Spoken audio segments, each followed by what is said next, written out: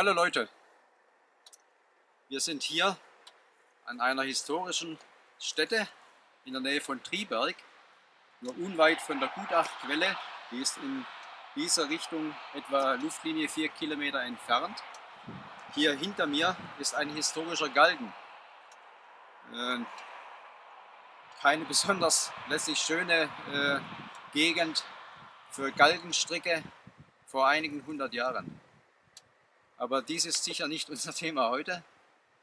Wir werden den Anlass, dass wir mit unserer Adventure hier und mit unserer RT mittlerweile zusammen etwa 460.000 Kilometer erreicht haben, nutzen, um beide Motorräder detailliert miteinander zu vergleichen.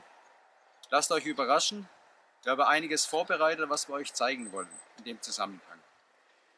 Danach werde ich euch noch zeigen, wie die Gutach nur wenige Kilometer hier von der Quelle entfernt, die ersten Meter fließt ja recht beschaulich und ruhig, fast romantisch dahin, urplötzlich ziemlich an Dynamik aufbaut. Und zwar bei den Wasserfällen von Triberg, die höchsten Wasserfälle von Deutschland. Dort werde ich euch zeigen, wie die Wasserfälle ausschauen, wenn es mal richtig gut hier oben in der Gegend geregnet hat. Viel Spaß bei den Infos, die wir euch jetzt zeigen, und wenn irgendwelche Fragen sind, einfach wie gewohnt kurz eine Nachricht an mich schicken. Ich werde sie dann auch gern beantworten. Ihr seht hier zwei Tabellen. In der linken sind aus unserer Sicht einige interessante Unterschiede zwischen RT und GS beschrieben. In der rechten Tabelle haben wir die technischen Auffälligkeiten über die Strecke aufgelistet. Die Tabelle ist deshalb so lang, weil die gesamte Laufstrecke zum Ausdruck kommen sollte. Jede Zeile entspricht 10.000 Kilometer Fahrstrecke, immer von 0 Kilometer an. Im linken Teil findet ihr die Themen der RT und im rechten Teil die Themen der GS. Mit dieser Tabelle wollen wir nun auch beginnen.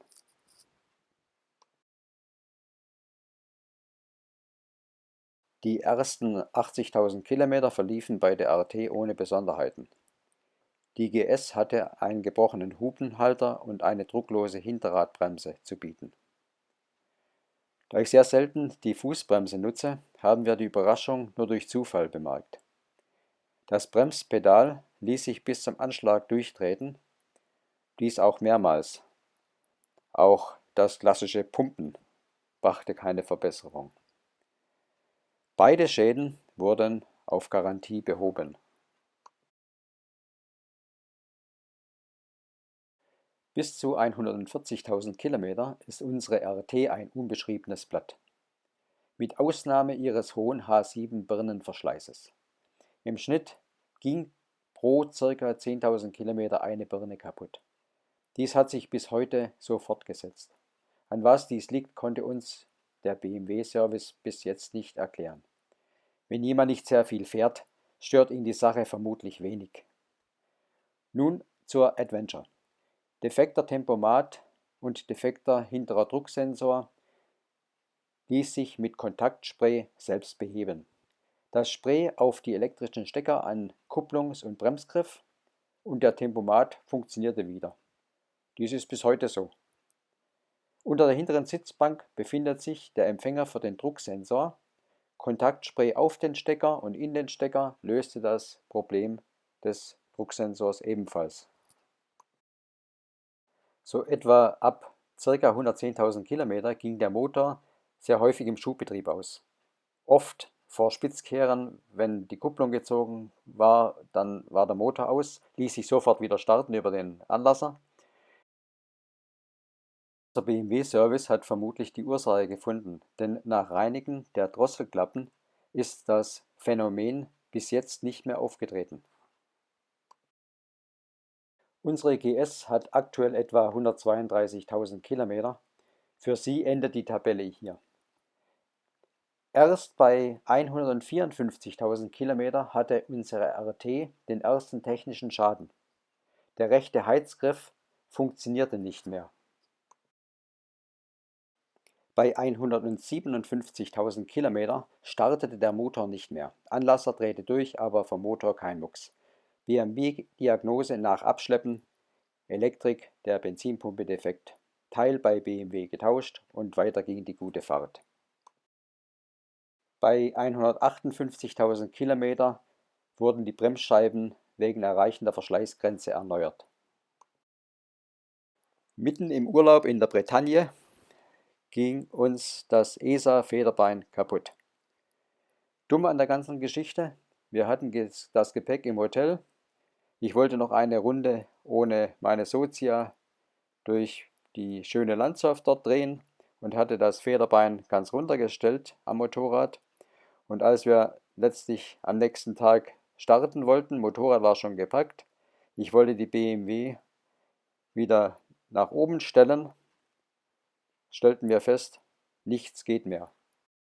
Notgedrungen sind wir dann also mit vollgeladenem Motorrad durch die Normandie, so war es geplant, so hatten wir es dann auch gemacht, nördlich von Paris wieder zurück durchs Elsass nach Hause gefahren. Bei 126.000 Kilometer war das Hinterachsgetriebe am äußeren Dichtring undicht. Das wurde beim BMW-Service behoben. Gute 20.000 Kilometer später machte der Kardanantrieb dann komplett den Abflug. Das Motorrad musste abgeschleppt werden. Wir haben das Hinterachsgetriebe zusammen mit dem Kardan gleich mittauschen lassen, da es bereits deutlich Spiel aufgewiesen hat. Bei dem Kilometerstand war das Fahrwerk schon ziemlich teigig und ich habe mich entschlossen, bei 265.000 Kilometer einen kompletten Fahrwerkservice durchführen zu lassen, bei einer Spezialfirma bei uns in der Nähe. Mit allem, was dazugehört, Öl tauschen, Dichtringe tauschen, Holme polieren und siehe da, danach fuhr sich die BMW, als hätte sie 0 Kilometer auf dem Tacho. Bei Kilometerstand 270.000 Kilometer waren die Bremsscheiben zu erneuern. Bei 282.900 Kilometer ist die Starterbatterie kaputt gewesen, wohlgemerkt die allererste. Bei Kilometerstand 307.500 startete der Motor nicht mehr, obwohl der Anlasser durchdrehte, natürlich wieder kein Mucks. Und wir kennen das Problem ja jetzt bereits schon, die Elektronik der Benzinpumpe war defekt. Die haben wir diesmal selbst getauscht. Das Tauschen geht relativ einfach. Ich habe hierfür ein kleines Video gedreht und auf unserem Kanal eingestellt. In dem Video zeige ich euch auch, wie man unterwegs im Pannenfall mit wirklich einfachen Mitteln die elektronische Steuerung umgehen kann. Ihr könnt mit dem Trick dann tatsächlich noch nach Hause fahren. Schaut es euch an. Es ist sicher hilfreich, wenn euch das Problem unterwegs erwischt. Vor kurzem war die neue Starterbatterie erneut kaputt, wurde erneuert. Der aktuelle Kilometerstand beträgt 325.900. So, nun zur zweiten, etwas kleineren Tabelle. Unsere RT hat 15 Kilogramm mehr Zuladung als unsere Reise-Enduro. Schon ein interessanter Wert. Zum Kraftstoffverbrauch. Dort liegt die Adventure mit unserem Fahrstil und mit relativ wenig Autobahnanteil etwa 0,3 Liter höher als unsere RT. Durch den deutlich besseren CW-Wert unserer RT wird natürlich der Unterschied bei hohen Autobahngeschwindigkeiten erheblich höher. Wegen der Unterschiede im Kraftstoffverbrauch wirken sich natürlich die Unterschiede im größeren Tankvolumen unserer Adventure eigentlich kaum aus. Die Reichweite beider Motorräder ist in etwa gleich groß. Dies natürlich immer vorausgesetzt, dass die Autobahnanteile nicht sonderlich hoch sind. In dem Fall ist die Reichweite unserer RT deutlich größer als die von unserer Adventure. Thema Reifenverbrauch, da gibt es ein eigenes Video für unsere RT, könnt ihr euch gern anschauen mit einer Tabelle drin. Ich glaube, ganz interessant, sich das mal anzuschauen, insbesondere für RT-Fahrer. Beeindruckend bei unserer Adventure ist speziell dieses Thema.